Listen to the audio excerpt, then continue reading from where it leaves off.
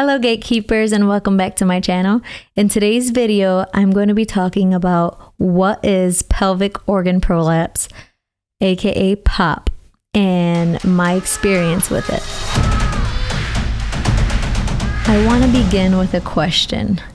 Did you know that Did you know that 1 in 3 women experience pelvic organ prolapse? If you are one of those 3 women and you're experiencing that right now, it sucks. And I'm sorry, I am one of the 3, and it is not fun. So I want to share a little of my story and what I'm experiencing specifically. But before we get into that, I want to just answer the question, what is pelvic organ prolapse? Pelvic organ prolapse is when 1 or more of your pelvic organs, which is your uterus, bladder, rectum, intestines, when one of those or all of them slips out of place and begins to descend or bulge into your vagina. And because of that, you could imagine it causes a number of different symptoms. One being a feeling of like tons of pressure down there in your vagina, having a feeling like something is falling out of place, like you stand up and you're like, oh my gosh, something is about to fall out of me right now. Urinary incontinence is another one. I've experienced that, not too much, but just like maybe if like my husband or just something made me laugh like extremely hard, like suddenly, where it was just like one of those like off the bat belly laughs, like something like that. Or when I had the stomach bug not too long ago, and I did the force of like vomiting, like and then it kind of made me do something else too. Pain during sex is another symptom. Lower back pain is a big one. And then like having issues peeing or pooping, and so you're constipated, all those things, those are symptoms of pelvic organ prolapse. Now, I would like to share the different types of prolapses. So like I said a few minutes ago, it could affect all of the organs, all the pelvic organs, or just 1 or 2, or all of them. Oh my gosh, that's like very severe. And if anybody's experiencing that, like, oh my gosh, I'm so sorry. It's crazy. This is insane. Like, oh my gosh, like this is such a taboo topic for, I don't know what reason. I guess maybe it's just like an uncomfortable topic that people just don't want to talk about, or it's like embarrassing or whatever the case is. But it definitely needs to be talked about because women need to know that what they're experiencing is normal. A lot of women experience it. And there's treatment options. There's things that you could do to help yourself. It's not just something that you have to live with and like, oh my gosh, my uterus is falling out. How do I live like this forever? Like, that's not the case. Like you have options is what I'm trying to say. There are different types of prolapses, and they're classified depending on which organ is fallen, which organ is just slipping out. Oh my gosh, it's crazy. Okay, so uterine prolapse is what I'm experiencing, and that's one of the types of prolapses. And so uterine prolapse is when basically your uterus descends into the vagina. Now, there's stages of it, like stage 1, stage 2, stage 3, stage 4, which I'll get into those stages. I think I'm at a stage 2, and I'm hoping it stays there. But basically, I'm experiencing uterine prolapse, and I'm going to get into that in a few seconds too. Rectal Seal is another type of prolapse, and Rectal Seal is when your bladder bulges into your vagina. Rectal Seal is another type of prolapse, and it kind of just sounds like it, so you probably already know what it is. But Rectal Seal is when your rectum bulges into your vagina. And then lastly, this one's not talked about too much because I don't know if this one's more rare or if this one is just like on the lower like spectrum of things. It's called Uterine Seal, and that's when your small intestine bulges into your vagina. So those are the different types of prolapses. It's insane to me to think that someone could experience all of that at once. Like, oh my gosh, I can't even imagine the pressure, because I'm personally just experiencing the uterine prolapse right now. And it's so much pressure. Like the instant I stand up, I'm just like, oh my gosh, something feels like it's falling out. So I couldn't even imagine feeling like all of them were bulging and all of them are going to fall out. Like, I couldn't even imagine. Oh my goodness.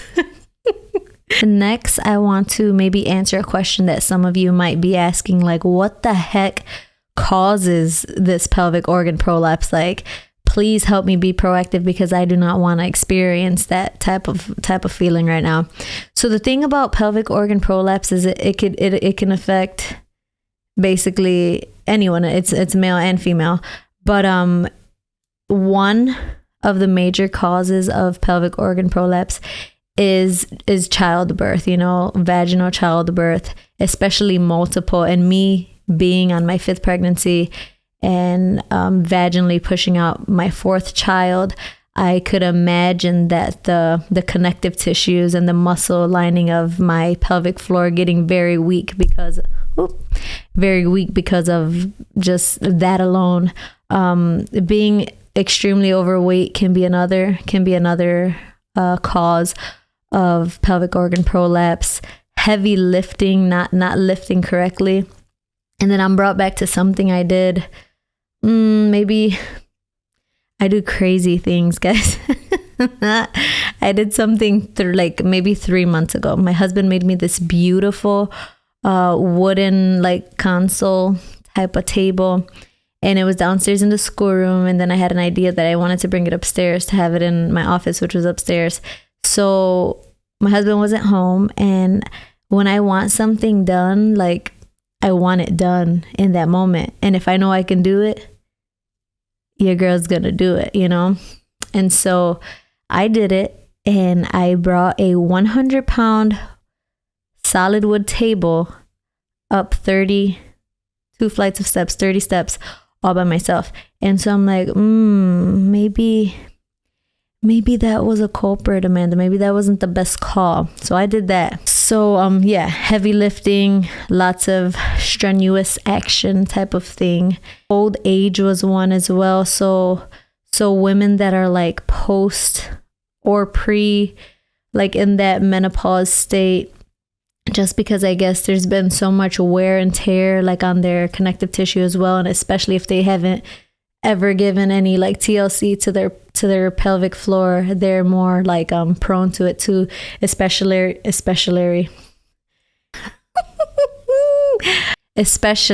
urinary incontinence. Like, that's something older women experience a lot more because of a weak pelvic floor. Okay, so now let's talk about the stages that I mentioned. There are 4 stages of pelvic organ prolapse. So obviously one being the most mild. So it's like, it's very mild, and like the organs are still like pretty much supported by the pelvic floor. So they're still kind of in there. They haven't like fully invaded your vagina. Like they're still held up by the pelvic floor. Stage 2, which is what I'm experiencing right now, is the pelvic floor organs, in my case, my uterus, has started to move downward, but it's still in my vagina. Like, it's not coming out. It's still in my vagina.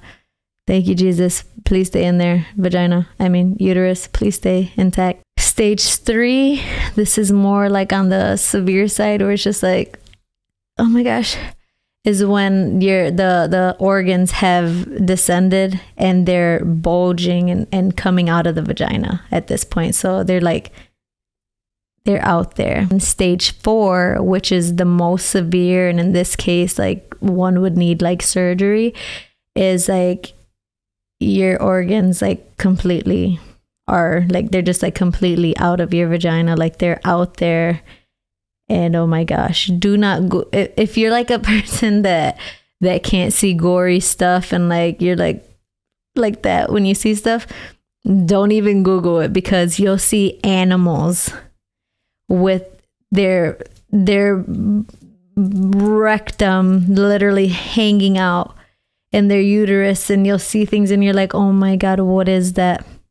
And you'll see all these colors like red and pink and brown. And if you can't handle that, just don't Google it. But oh my gosh, I seen one where a woman had a full out uterine prolapse, and she's like on the operating table, and you just literally like see this huge, like, it looked like a tongue kind of, but like a huge, like fat, thick tongue, and it was just out, like completely out. And so that is extremely severe, and I hope no one at the sound of my voice ever experiences that. I'm not going to get too much into this one. If you guys do want more in depth, you guys can go to closequartersmom.com and check out the blog post I did about what is pelvic organ prolapse. I go way more into detail in the blog post, and I'll make sure to link that in the description below. But as far as treatments, there's many natural ways to go about it, and I feel like those are more effective for the more mild type of prolapses, like Kegels, seeing a pelvic floor specialist. I'm going to see a pelvic floor specialist once I have the baby, and I'm going to correct everything. And I'm super excited for that, because it's like, it's not something that you have to live with forever. It's not like, oh my gosh, I have to deal with this my whole life, this discomfort and all this stuff. Is like, no, you have options depending, like I said, depending on what stage you're experiencing it.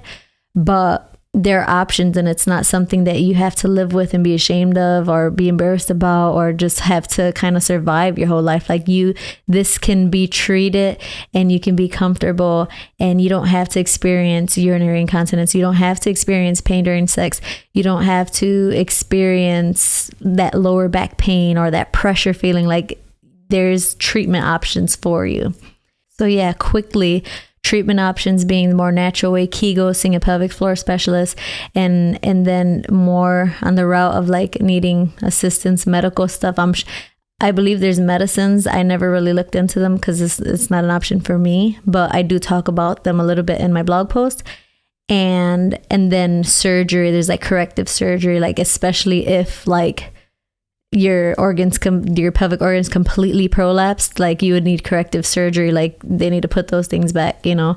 And a non-surgical option for those who are like leaning more toward the natural route, but also really wanting like some type of like assistance, they lean for it's a pessary ring, or a vaginal pessary ring. So it's basically like this object that you put up there, and it just supports it. I guess it just kind of like holds it all together up there. So that's like not pre-surgery, but like the step before surgery. Like if you want some type of assistance, like something supporting you there, they would get that pessary ring inserted. And then lastly, I just want to share my pelvic organ prolapse story. So like the discomfort began, I would say maybe 2 months ago, where I just started feeling an extreme amount of pressure down there. And I was just like, man, like that's a lot of pressure. Like I feel like something's gonna fall out. I remember telling my husband that, I'm like, oh my gosh, when I stand up, I literally feel like something is gonna fall out. Or if you've pushed a baby out before, and when the head is out, like how you can feel it, I'm like, I feel like something is there, and like something is gonna fall out. That's all I kept saying. So then one day I sat down to pee, and it was just like really uncomfortable. And I was like, I need to look. Like I need to look down there, and I need to see what's going on. But clearly I have this huge belly, and I can't see below that. So I got off the toilet, I squat down, I grabbed my iPhone, put it in video mode, and I'm using it as a mirror. And so the instant I went down, I seen something, and I'm like, I just like picked my phone up. I'm like, oh my God, what the freak was that? Because you know how sometimes some stuff just freaks you out, and you're just like, oh my gosh, I need a second to like process what I think I just saw, and then again process what I'm about to see. That's what I was feeling in that moment. So I was like freaking out a little bit. And so I grabbed the camera again, and I went back under, and I'm looking, and I'm like just trying to look, and I'm like, okay, what is that? Oh my gosh, it kind of looks like a flower. What is that? And then I started like kind of poking it, like touching it. This is really squishy and like firm but squishy. And I'm like, what is that? So then I just took a picture so I could like zoom in and do all the investigating. So I sat on the toilet and I'm just looking at this prolapse. At the time I didn't know. I was like, what is that? I was like, it looks like a flower. Like what? And it's blocking my like vagina, because usually when you look down there, like you see like a opening, you know, like a hole, and it was blocked. And so I started researching. The instant I typed that in, I seen pelvic organ prolapse. And then I was just like, okay, that's definitely my uterus. It's not my rectum. It was not my bladder. Like, it was most definitely my uterus. And so I didn't freak out. I was just like, okay. I learned about the stages, and I'm like, I'm definitely stage 2 because I see it, but it's still in my vagina. You know, it's still in there. It's not hanging out. It's not just like hanging there and like, hey, it's in my vagina still. So I was like, okay, I'm definitely stage 2. So that's good news. And then I was just reading how, you know, like I can fix this type of thing, you know.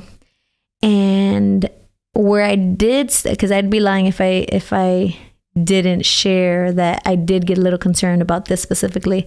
I'm like, how is this going to affect my labor? Because the pressure that I'm feeling right now is intense in itself. And I'm like, oh my gosh, I can't imagine how this pressure feels, because when I'm laboring, I barely feel anything in the front. Like I just feel it all in my back. Literally like all in my back, and then like when I'm in the pushing phase, or like when baby's coming, I feel it more in my butt. I barely feel anything in the front. So I'm like, oh my gosh, how is this gonna feel with like those type of contractions that I'm used to, and then this intense amount of pressure? So I was a little worried about that. And then I was also worried about my uterus falling out. I'm like, oh my gosh, am I gonna like push and then like my uterus is gonna fall out, like it's gonna prolapse because I'm pushing? But based off of the information is so scarce about this stuff. I scoured the internet. Your girl is always researching, and I was like trying to put like experiencing uterine prolapse and giving birth, like things like that to see. But you always seen like they had the prolapse and then they were pregnant again. It was never a story of them like going through labor and delivery and having a prolapse. I couldn't find anything. I read that it was like it's gonna, or not even that I read this, but it kind of just made sense in my head when I seen that, where it's kind of like a balloon effect, where when the baby's coming out, my cervix is contracting and pushing. It's like the uterus goes up. You know, it like goes up, so it's not gonna fall out. So I'm like, okay, that makes sense. And it gave me some peace. So I can sit here and I can say I am 99% confident. I still have just that 1% of just like the unknown of it. But honestly, I'm good. Like I know that I'm gonna be okay. The prolapse is gonna stay mild. It's gonna stay a stage 2. And once I have my beautiful, precious baby, your girl is going to go see a pelvic floor specialist. I already have that lined up, and I'm going to get that fixed. And then we're good. We're good to go. So after I left the bathroom, I go to my husband. I'm like, honey, I need a second set of eyes now. I'm like, I'm going to lay on the floor, and you might not want to see this, but yeah, I need you. So I need you to look at my vagina, and I need you to tell me what you see. So I got down, spread the legs, and he looked and he's like, yeah, I definitely see something there. And so I was like, is it bad? You know, because it's like the phone can't sit there and explain it to me, you know. So he was able to like see and like, you know, all the things about it. So that really helped me, and it brought me peace, having my husband be the second pair of eyes. And then also just the fact that I know that this is not something I'm going to always have to live with, that I know I can get this treated naturally and I can get it squared away with, and this is not something I have to live with forever. And so for those of you moms who are scouring the internet like I was looking for this information and the thing I'm about to say next, I'm gonna have my baby soon. I'm gonna have my baby in the next like 2 to 3 weeks, maybe even sooner. And I am 100% gonna make that video of basically pushing your baby out like while having a prolapse, because there was no information I was able to find about that. And if I did find it, I would just be like consuming it. But I didn't find it. And I will make sure to let all you mamas know who are experiencing prolapse and are having upcoming birth. I will let you guys know how it went. So that's it, guys. That is what pelvic organ prolapse is. It's crazy. It's intense. I don't like to use words like gross, because it's just like, sadly, it's a natural thing, and it happens. 1 out of 3 women, right? I'm 1 out of the 3. It happened to me, and I know that it happens to a lot of other women, and it just happens because of all the reasons I shared. There's like a list of causes. And so I hope you learned something from this video. And again, if you want more in-depth like about the causes and more symptoms and treatment options, make sure to check out the blog post on closequartersmom.com. And thank you so much for watching, and I'll see you all in the next video.